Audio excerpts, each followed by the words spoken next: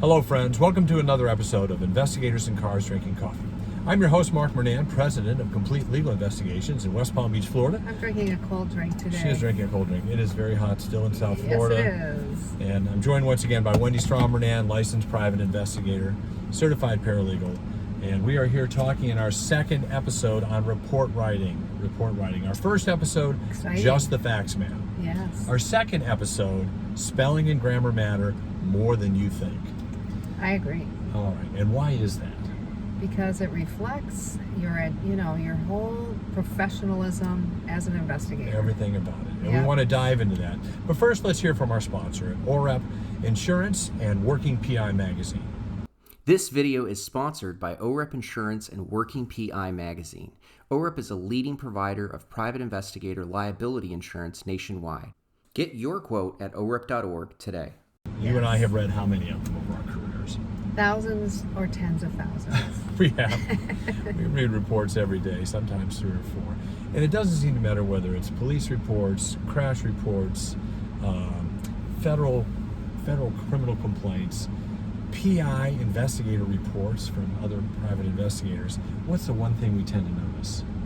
Well, the spelling, the grammar, the punctuation, it's terrible. It is. And one of the reasons we wanted to address that is that your reports really reflect a lot about your capabilities. And this is not a character. We're not trying to demean your character here. Many people have not had the advantage of the kind of grammar. I grew up in a parochial school, and man, they were strict. Yeah. We diagrammed sentences. We did all that.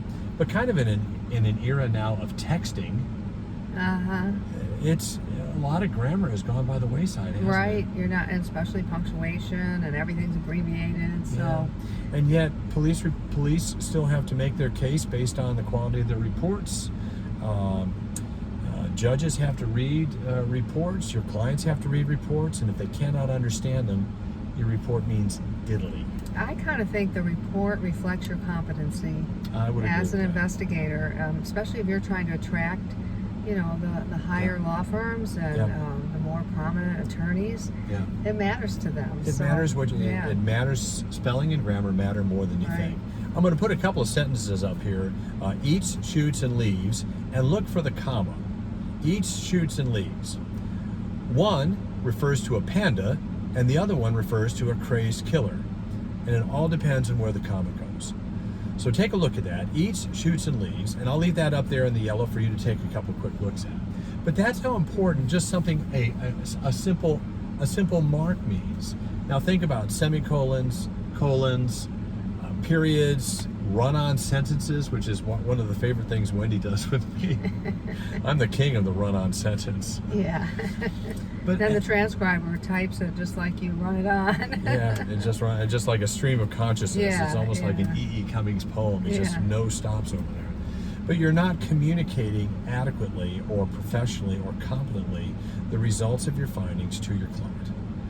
It should be easy to read. It shouldn't, it should be smooth. You read it smoothly without, there shouldn't be glaring errors that are distracting, your clients. So it's very important because this information you're giving them is super important, and the way you portray it and give it to them is just as important. And I'm going to give two of the programs you can use to assist you in this is Spell Check and Grammar Check. Both are contained within every episode, within every program of Word. Yeah. Every version of Word, Microsoft Word, has Spell Check and Grammar Check. It does, yeah. And you should avail yourself of that kind of almost AI type ghostwriting. But it'll highlight areas where there's questions and it will offer you suggestions. And you're very wise if you take advantage of that. Now, another book that Wendy actually introduced me to like 20 years ago was this book here, The Elements of Style by Strunk and White. The Elements of Style by Strunk and White. This is a great little book here, Misused Words and Expressions. This is a few matters of form, principles of composition, elementary principles, elementary rules of usage. These all have to do with how to place a comma before a conjunction. Do you know what a conjunction is? Perhaps you should find out. Use a dash to start off an abrupt sentence. Do you know that irregardless is not a word?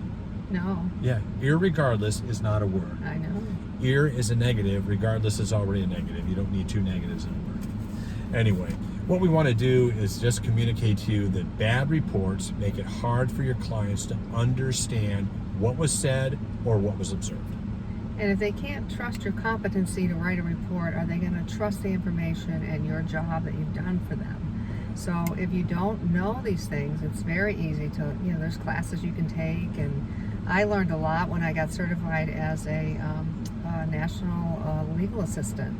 And they had a whole part on the test about grammar. And the biggest study groups were grammar groups. and spelling, because we're all a little rusty on that. Absolutely. So, yeah. And we have stopped using investigators who I had to keep calling to ask them to clarify what was in a report. Yes. I had to call 4, 5, 6 times. What does this sentence mean? What does this sentence mean? They just could not communicate it competently, and I was no longer able to utilize them as subcontractors. So is that just old-fashioned, do you think? Or do you think it's still in vogue to be able to write well? We're in the job of communicating what we saw, what was said, and what was observed. And we have to be, as professionals, we have to be able to communicate that effectively. Yeah. And so, yes, I will argue that spelling and grammar matter more than you think. And we are conveyors of information. That's our job. People pay us for information. So. Not only do we have to communicate, not only do we have to understand what the witness or the client is telling us, we have to be able to communicate that, usually in written form, to the attorney. Right. Or to the client, the end client. So that's our little lesson this morning on spelling and grammar matter more than you think. A couple of tools. Very cerebral today. Strunk and White, Elements of Style, a must-have for those of you who really have kind of lost track of English grammar over the years. Also, use spell check, grammar check in your Microsoft Word programming or whatever word processing program that you're using. Take advantage of it. Clean up those reports, people. I want to know about the eats, shoots, and leaves. Are you going to give us the answer? One is with the comma, it's a panda. Without the comma, it's a crazed killer. Okay. Eats, shoots, and leaves. All right. So anyway, but take a look at that. I'll leave the link on that to Lynn Truss's book as well. Thanks again to our sponsors at OREP Insurance and Working PI Magazine. We'll see you at the next time on Investigators in Cars Drinking Coffee. Bye-bye now.